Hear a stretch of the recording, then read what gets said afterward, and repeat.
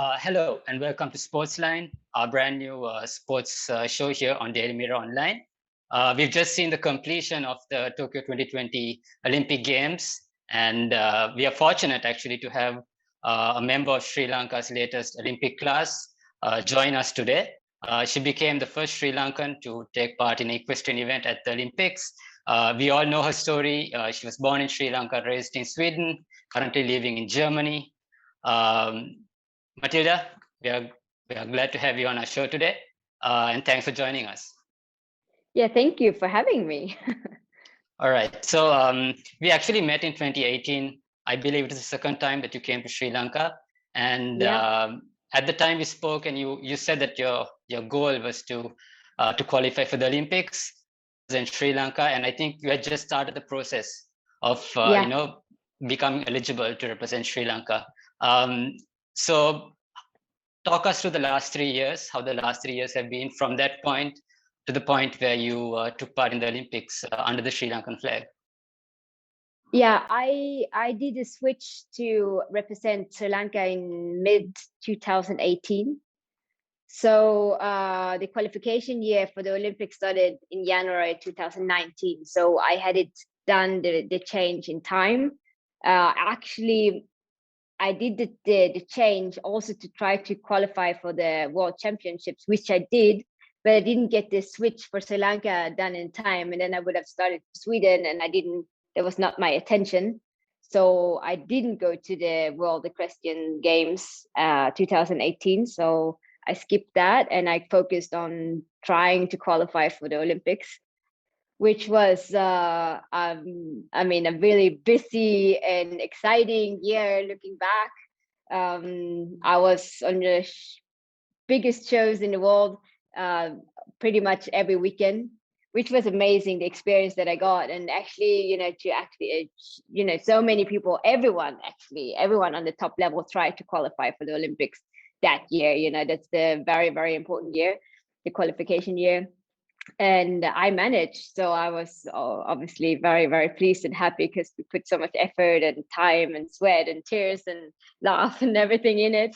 So I was very, very pleased that it actually succeeded.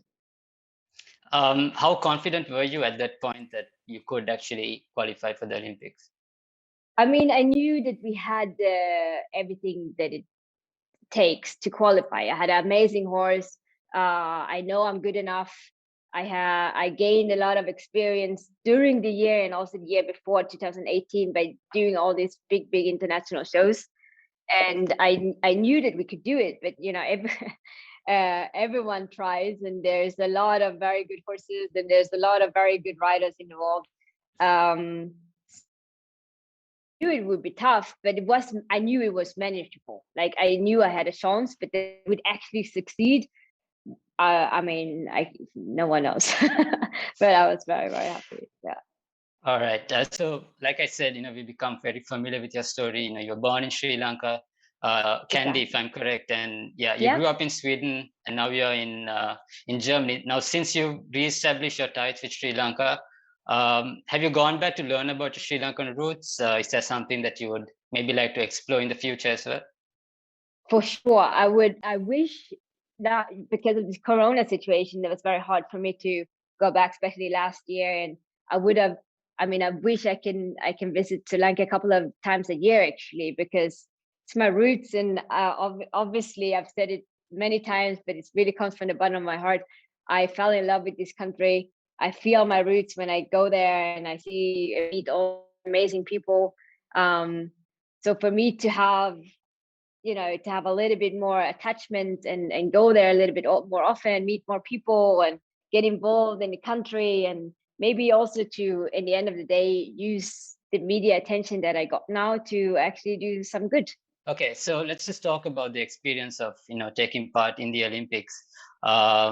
This is a very, very unusual Olympics in that there were so many restrictions for those who were there.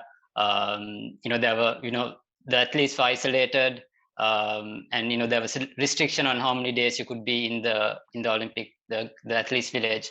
I think it was about 7 days for an athlete. Yeah, exactly. Yeah. Okay, yeah. So what was it like, even in this limited in this restricted format. What is it like being at the Olympics, and to finally experience what it's like to be an Olympian? I mean, this was my first Olympics, so I didn't have anything to compare with, but I can just say it was the most amazing time of my life. To be in the village with all these amazing athletes and the atmosphere. I mean, yeah, it was Corona restrictions and we had to be very careful. We need to be tested every day. And obviously there was a lot of, you have to social distance and all this, but oh my God, the atmosphere was amazing. And you could really feel, there was the best in the world was there. And we shared this moment together just to be there is such a big achievement. And everyone knew that everyone that was there taking part have done something absolutely outstanding to be able to take part. So of course everyone wished for a medal and all of this, but it's very few that actually have the blessings and also the talent, to be honest, and the skills to actually get the medal. So everyone, of course, is very happy if they can make it, but even to be there, it was just absolutely amazing. Yeah, so I mean, it's a dream, I think, for a lot of people to be able to call themselves an Olympian. So For sure. if you take it in terms of your sport, so like you said, it's a big honor to be an Olympian. In terms of your sport, what goes into becoming a successful equestrian athlete, and what kind of training do you have to do, to be able to compete at the highest level? It takes absolutely, I mean, it takes years and years and years of practice and training.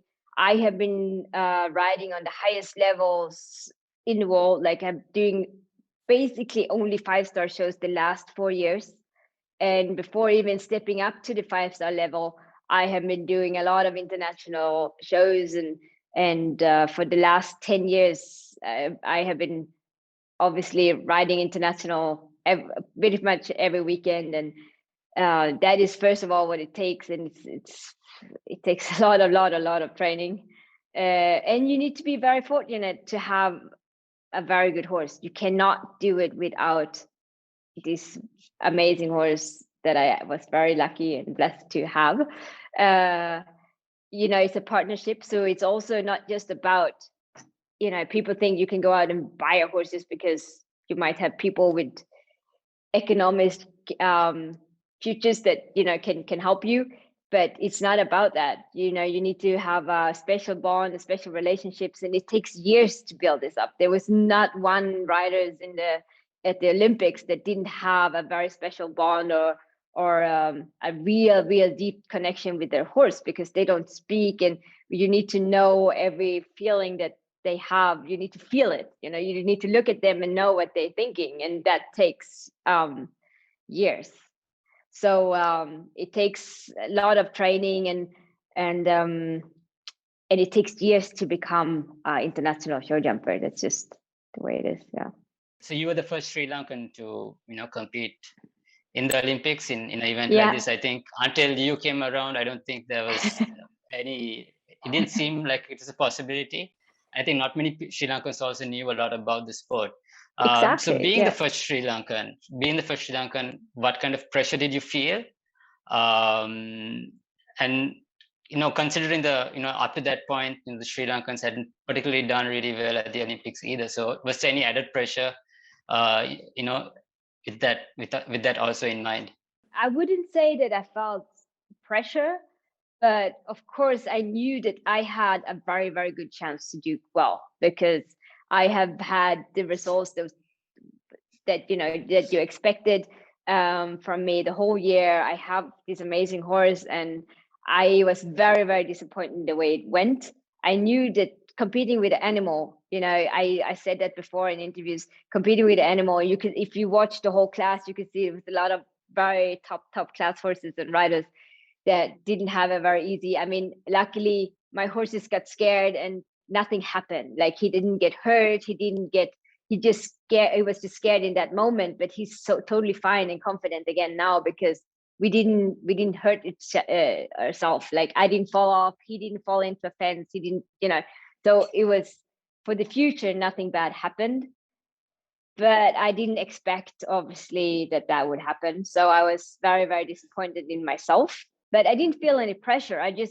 For me to open up the world of show jumping to a new country, maybe didn't even know that this sport existed, is such an honor and such an amazing feeling for me to maybe, my dream is that Sri Lanka would one day have a team, that we can have riders that competes on the highest level. But to see that coming, like, that would take years. And that is it's a plan that we need to maybe create for the next 10, 15, 20 years. That's not going to happen in the next coming 5, 6, 7 years, because it takes so long to get riders going. But that would be amazing if I can, motivate people to be interesting in.